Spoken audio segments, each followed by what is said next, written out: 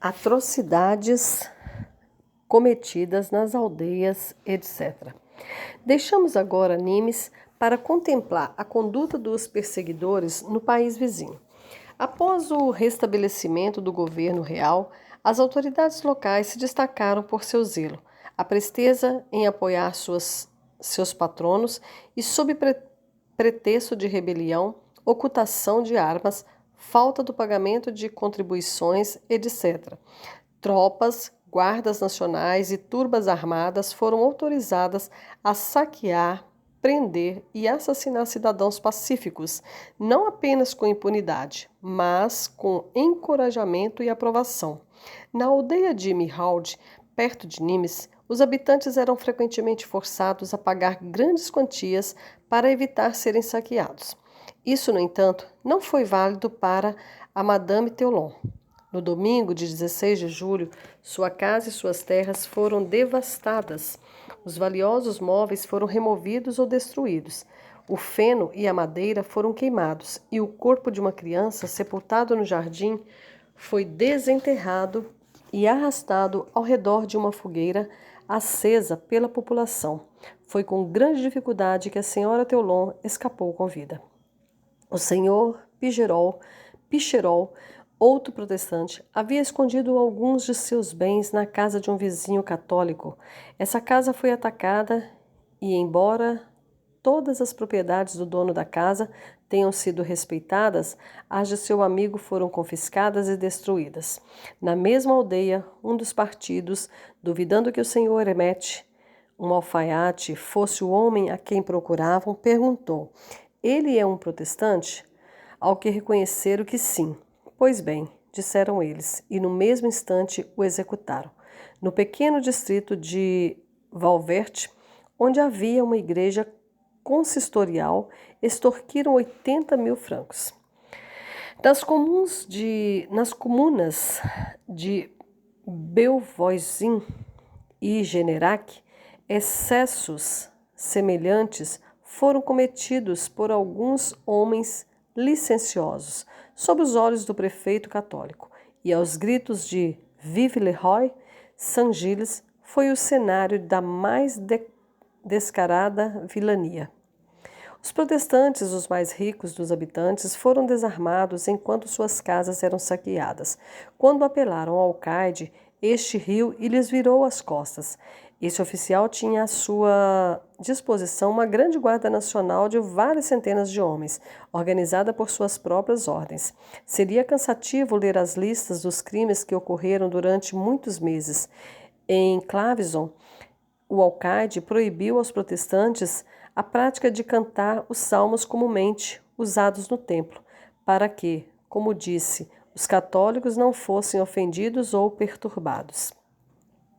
Em Sommers, a cerca de 16 quilômetros de Nimes, os católicos fizeram uma esplêndida procissão pela cidade, que continuou até à noite, e foi seguida por um saqueio dos protestantes. Com a chegada de tropas estrangeiras em Sommers, a pretensa busca por armas foi retomada. Aqueles que não possuíam mosquetes foram obrigados a comprá-los, somente com o propósito de entregá-los. Os soldados eram aquartelados a 6 francos ao dia em suas casas até que apresentassem os artigos demandados. A igreja protestante, que fora fechada, tornou-se um quartel para os austríacos. Após o serviço divino ter sido suspenso por 6 meses em Nimes, a igreja, chamada de templo pelos protestantes, foi reaberta e o culto público foi realizado na manhã do dia 24 de dezembro. Ao examinar o campanário, descobriu-se que alguém havia roubado o badalo do sino. À medida que a hora do serviço se aproximava, vários homens, mulheres e crianças se reuniram na casa do senhor Ribot, o pastor, ameaçando impedir que o culto acontecesse. Na hora marcada, quando ele prosseguiu em direção à igreja, foi cercado. Os gritos mais selvagens se levantaram contra ele. Algumas das mulheres o agarraram pelo colarinho da camisa, mas nada pôde perturbar sua firmeza ou provocar sua impaciência. Ele entrou na casa de oração e subiu no púlpito. Pedras eram lançadas e caíam entre os adoradores, ainda assim a congregação permanecia calma e atenta, e o culto foi concluído em meio ao barulho, às ameaças e à indignação. Ao saírem, muitos teriam sido mortos, não fosse pelos caçadores da guarnição que os protegeram com honra e zelo. O senhor Ribot logo depois recebeu a seguinte carta do capitão desses caçadores. 2 de janeiro de 1816.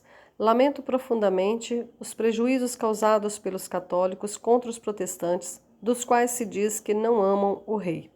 Continuai a agir como tens feito até agora, e o tempo e sua conduta os convencerão do contrário. Caso ocorra um tumulto semelhante ao de sábado, informai a mim. Conservo meus relatórios sobre tais atos, e se os agitadores se provarem incorrigíveis, se esquecendo de que devem obediência ao melhor dos reis e ao estatuto, cumprirei meu dever e informarei o governo sobre seus procedimentos. Adeus, meu caro senhor. Asseguro ao consistório minha estima e os sentimentos que tenho em relação à moderação com que enfrentaram as provocações dos mal-intencionados em Sommières. Tenho a honra de cumprimentá-lo com respeito. Suval Delaine. Esse digno pastor recebeu outra carta do Marquês de Montlord no dia 6 de janeiro, para encorajá-lo a se unir a todos os homens bons que acreditam em Deus, a fim de obter a punição dos assassinos, bandidos e perturbadores da tranquilidade pública, e para ler publicamente as instruções que recebeu do governo para esse efeito.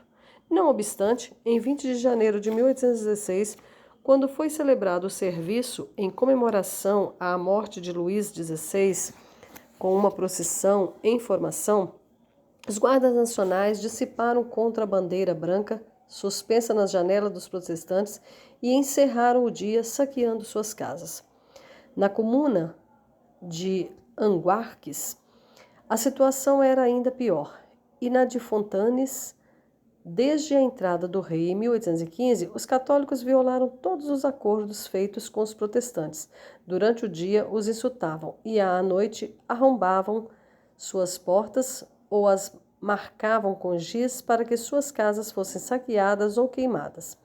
Saint-Mamert foi visitado repetidamente por esses assaltos e em Montmirail, até 16 de junho de 1816, os protestantes foram atacados, espancados e presos por ousarem comemorar o retorno de um rei que jurara preservar a liberdade religiosa e manter o estatuto. Um relato adicional dos procedimentos dos católicos em Nimes.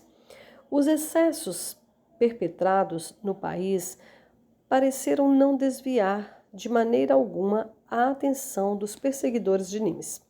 O mês de outubro do ano de 1815 se iniciou sem nenhuma melhoria nos princípios ou medidas do governo, o que foi seguido pela correspondente presunção por parte do povo. Várias casas do bairro de St. Charles foram saqueadas e seus destroços queimados nas ruas em meio a canções, danças e gritos de Vive le Roi. O alcaide compareceu, mas a alegre multidão fingiu não conhecê-lo, e quando ele se arriscou repreendê-los, lhe disseram que sua presença se fazia desnecessária e que podia se retirar. Durante o dia 16 de outubro, todas as preparações pareciam anunciar uma noite de carnificina. Ordens de posicionamento e sinas de ataque circulavam com regularidade e confiança. Trestaillon revistou seus partidários e os incentivou a perpetrar crimes, mantendo com um deles o seguinte diálogo partidário. Se todos os protestantes, sem exceção, hão de ser mortos, então me juntarei alegremente a vós. Mas, como tendes me enganado por muitas vezes, a menos que sejam todos aniquilados, não me movo. Trestaillon. Vinde, portanto, pois este é o dia em que nenhum homem escapará.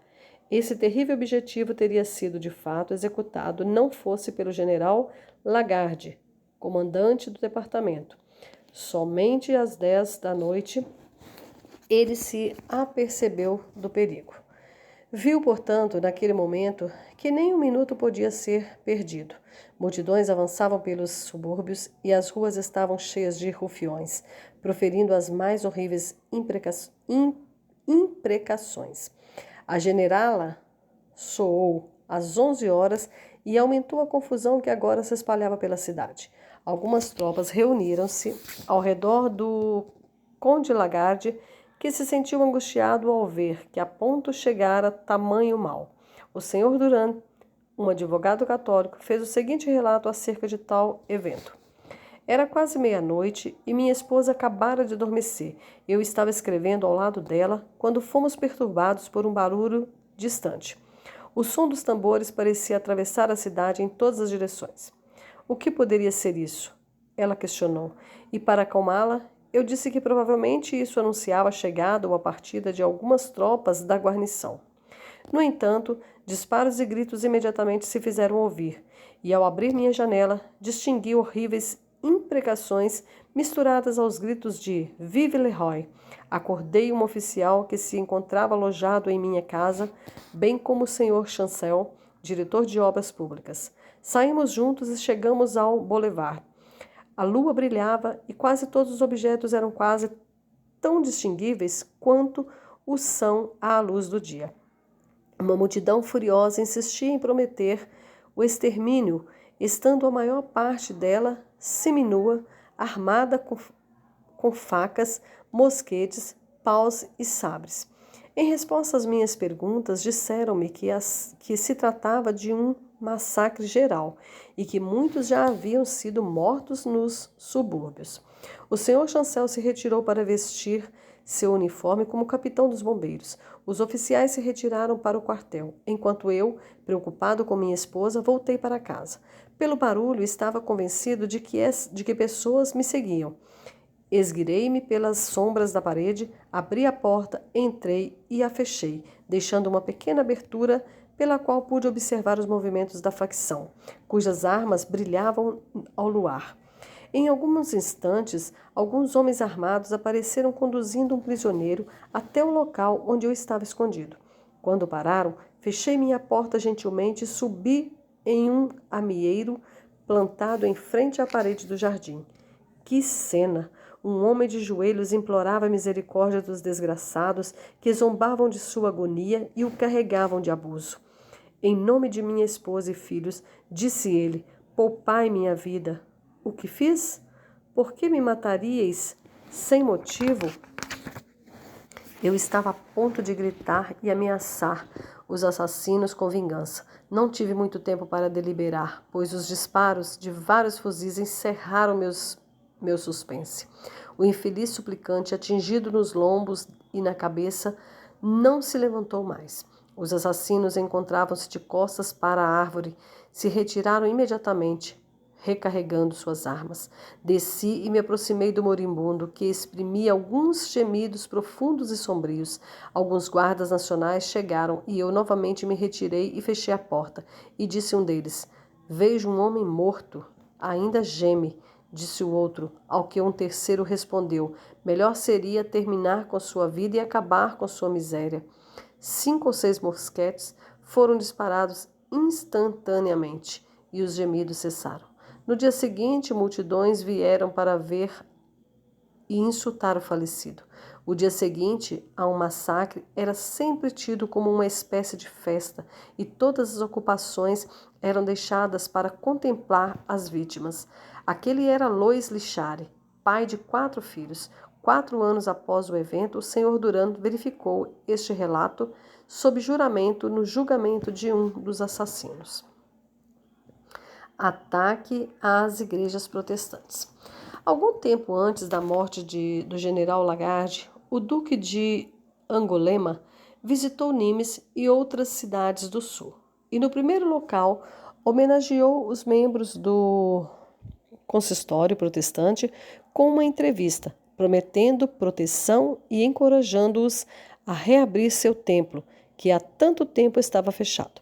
Eles possuíam 2 igrejas em Nimes e concordaram que a menor delas deveria receber preferência nessa ocasião e que o toque do sino deveria ser omitido. O general Lagarde declarou que responderia com a própria vida pela segurança de sua congregação.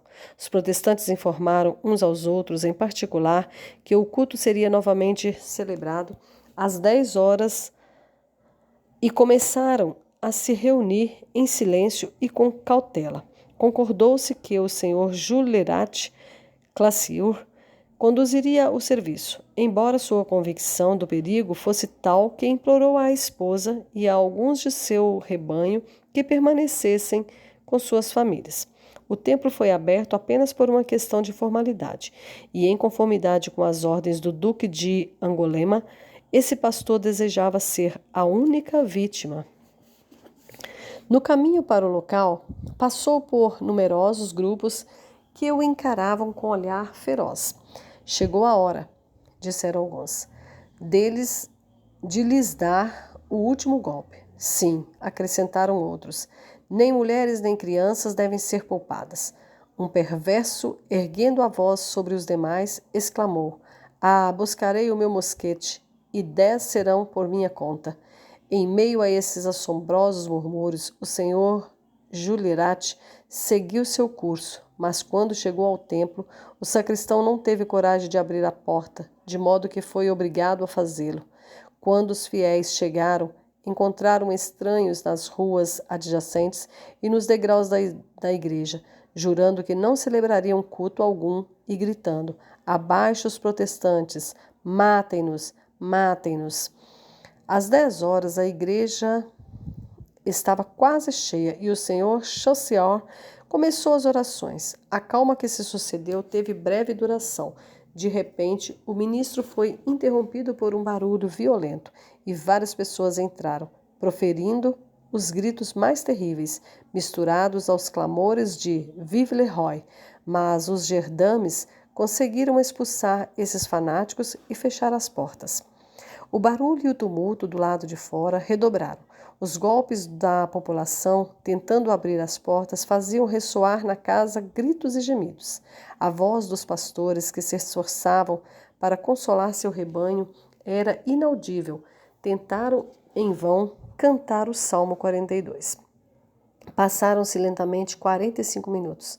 Eu me coloquei no fundo do púlpito, disse Madame Julerat, com minha filha com minha filha nos braços, meu marido finalmente se juntou a nós e me amparou.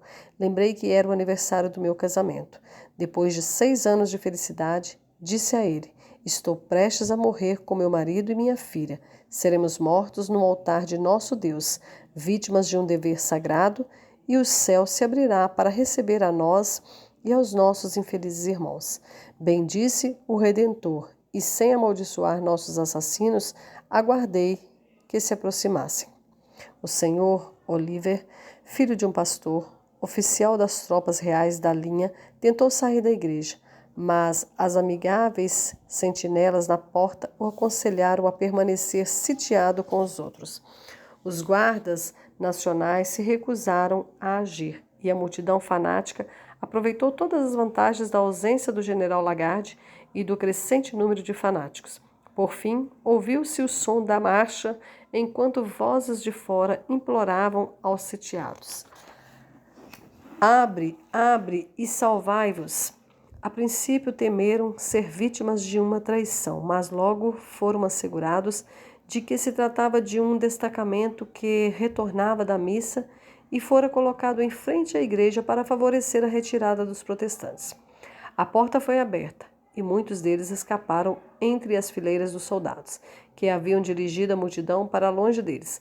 Mas essa rua, assim como outras por onde os fugitivos precisavam passar, logo foi preenchida novamente. O venerável pastor Oliver Desmond, que tinha entre 70 e 8 anos de idade, estava cercado por assassinos. Golpeavam seu rosto e gritavam: Matai o chefe dos bandidos! Ele, porém, foi preservado pela firmeza de alguns oficiais, entre os quais estava o próprio filho. Fizeram um baluarte ao redor dele com seus corpos e, protegendo-o com seus sabres desembainhados, o conduziram à sua casa. O senhor Julerat, que havia ajudado no serviço de transporte com a esposa ao lado e o filho nos braços. Foi perseguido e agredido com pedras, enquanto sua mãe recebeu um golpe na cabeça e por algum tempo sua vida correu perigo.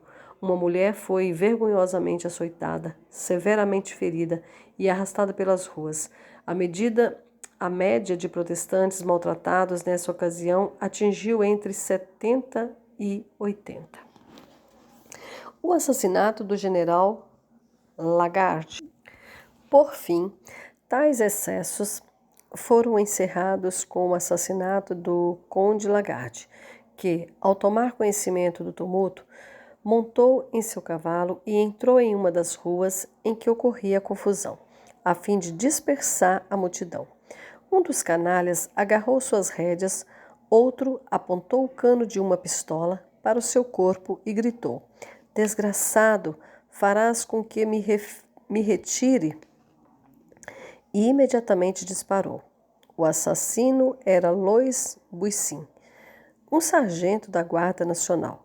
Mas, embora fosse conhecido por todos, ninguém se esforçou para prendê-lo, de modo que conseguiu escapar. Assim que o general se viu ferido, deu ordens à gendarmaria para proteger os protestantes e partiu a galope para o hotel. No entanto, desmaiou no instante em que chegou. Ao se recuperar, impediu o cirurgião de examinar sua ferida até que terminasse de escrever uma carta ao governo, para que, no caso de sua morte, fosse possível saber de onde viera o golpe que recebera, a fim de que ninguém ousasse acusar os protestantes do crime.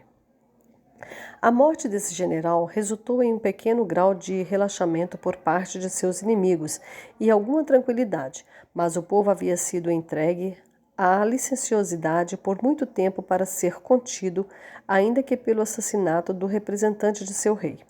À noite, voltaram novamente ao templo e, com machados, quebraram a porta. O som sombrio de seus golpes levou terror ao seio das famílias protestantes que se encontravam em suas casas, em lágrimas. O conteúdo da caixa de esmolas destinadas aos pobres e as roupas preparadas para distribuição foram roubados, as vestes dos ministros rasgadas, os livros rasgados ou levados, os armários foram saqueados, mas as salas que continham os arquivos da igreja e os sínodos estavam providencialmente protegidos. Não fosse pelas numerosas patrulhas, tudo teria sido consumido pelas chamas e o próprio edifício se transformaria em um monte de ruínas. Enquanto isso, os fanáticos atribuíam abertamente o assassinato do general à sua própria devoção e diziam: "Essa é a vontade de Deus." 3.000 francos foram oferecidos pela apreensão de Buisson, mas bem se sabia que os protestantes não ousariam prendê-lo e que os fanáticos não o fariam. Durante essas transações, o sistema de conversões forçadas ao catolicismo fazia regular e temível progresso. A interferência do governo britânico. Para o benefício da Inglaterra, o relatório dessas cruéis perseguições contra nossos irmãos protestantes na França produziu tamanha comoção no governo, que os levou a interferir. Os perseguidores dos protestantes então fizeram desse ato espontâneo da humanidade e da religião um pretexto para acusar os sofredores de correspondência traidora com a Inglaterra. Mas, no estado em que se encontravam os procedimentos, para seu grande desânimo, surgiu uma carta enviada algum tempo antes à Inglaterra pelo Duque de Wellington, afirmando que havia muita informação sobre os eventos do Sul. Os ministros das 3 denominações em Londres, preocupados em não serem enganados, solicitaram a um de seus irmãos que visitasse os cenários de perseguição e examinasse com imparcialidade a natureza e a extensão dos males que desejavam aliviar. O reverendo Clemente Perotti empreendeu essa difícil tarefa e cumpriu seus desejos com zelo, prudência e devoção, acima de todos os elogios. Seu retorno forneceu abundantes e incontestáveis provas de uma perseguição vergonhosa, materiais para apelar ao parlamento britânico e um relatório impresso que circulou pelo continente e que transmitia as informações corretas aos habitantes da França. A interferência estrangeira fora, então, considerada extremamente útil. As declarações de tolerância suscitadas no governo francês, bem como uma marcha mais cautelosa dos perseguidores católicos, foram como reconhecimentos decisivos e involuntários da importância dessa interferência, a princípio censurada e desprezada por alguns, mas que manifesta na severa voz da opinião pública na Inglaterra e em outros lugares, resultou na suspensão de massacres e saques. Os assassinos e saqueadores ainda foram deixados impunes e até mesmo encorajados e recompensados por seus crimes. Enquanto os protestantes na França sofriam as mais cruéis e degradantes dores e penas por supostos crimes triviais, católicos cobertos de sangues e culpados de numerosos e horríveis assassinatos foram absolvidos. Talvez a virtuosa indignação expressa por alguns dos católicos mais sensatos contra esses abomináveis procedimentos tenha sido um fator determinante para contê-los. Muitos protestantes inocentes haviam sido condenados às galés e punidos por supostos crimes baseados em testemunhos dados sob juramento de pessoas miseráveis e sem princípios.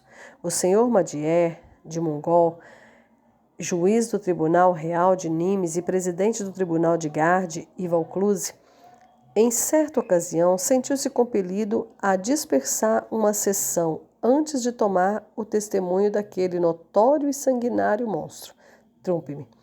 O magistrado conta, em um salão do Palácio da Justiça, em frente ao local em que eu me encontrava, várias infelizes pessoas perseguidas pela facção estavam sendo julgadas, e todos os depoimentos que pareciam tender e confirmar sua criminalidade eram aplaudidos com os gritos de Vive le Roi. Por 3 vezes, a explosão dessa atroz alegria se tornou tão terrível que foi necessário pedir reforços ao quartel, e 200 soldados quase não conseguiam conter o povo. De repente, os gritos e clamores que exclamavam Vive le Roi redobraram. Chegava um homem aclamado, aplaudido, coberto de triunfo. Era o terrível Trumpe-me. Ele se aproximou do tribunal, pois veio a fim de depor contra os prisioneiros e, admitido como testemunha, levantou a mão para fazer o juramento. Horrorizado diante da cena, lancei-me do meu lugar e entrei no salão do conselho. Meus colegas me seguiram e, em vão, tentaram me convencer a retornar ao meu lugar, ao que respondi: não, não concederei em ver aquele desgraçado sendo admitido para depor em um tribunal de justiça na cidade que ele mesmo encheu de assassinatos. No palácio, em cujos degraus assassinara o infeliz Bourillon. Não posso admitir que entregue à morte essas vítimas com seu testemunho, como se fosse um punhal. Ele, um acusador, ele, testemunha. Não, nunca consentirei em ver esse monstro se levantar na presença de magistrados para prestar um juramento sacrílego, com as mãos ainda sujas de sangue. Essas palavras foram repetidas fora de casa. A testemunha tremia, bem como os facciosos que guiavam a língua de Trumpe, assim como haviam guiado seu braço e ditavam calúnia após o haverem ensinado a matar. Tais palavras penetraram nas masmorras dos condenados e inspiraram esperança. Deram a outro advogado corajoso a resolução de defender a causa dos perseguidos. Ele levou as orações de inocência e miséria ao pé do trono. Diante dele, questionou se a evidência de um Trumpe-me não era suficiente para anular uma sentença. O rei concedeu completo e livre perdão. Resolução definitiva dos protestantes em Nismes. A respeito da conduta dos protestantes, esses cidadãos, tão ofendidos, levados ao extremo por seus perseguidores, aperceberam-se de que podiam apenas escolher a maneira pela qual haveriam de perecer. decidiram por unanimidade que morreriam lutando em sua própria defesa. Essa firme atitude comunicava aos carniceiros que não podiam mais matar com impunidade. Tudo mudou de imediato. Aqueles que, durante 4 anos, encheram a outros de terror, agora, por sua vez, estavam aterrorizados. Tremeram com a força que os homens, há tanto tempo resignados, encontraram no desespero, e a preocupação aumentou quando souberam que os habitantes de Cevenas, convencidos do perigo que corriam seus irmãos, colocaram-se a marchar em seu auxílio. Mas, sem esperar pelos reforços que haveriam de receber, os protestantes apareceram à noite na mesma ordem e armados da mesma maneira que seus inimigos. Os outros desfilavam nos boulevards com seu barulho e fúria habituais, mas os protestantes permaneceram calados e firmes nos postos que haviam escolhido. Por 3 dias continuaram esses encontros perigosos e ameaçadores, mas o derramamento de sangue foi impedido pelos esforços de alguns cidadãos dignos, distinguidos por sua posição e fortuna. Ao compartilhar os perigos da população protestante, obtiveram o perdão de um inimigo que agora tremia enquanto ameaçava.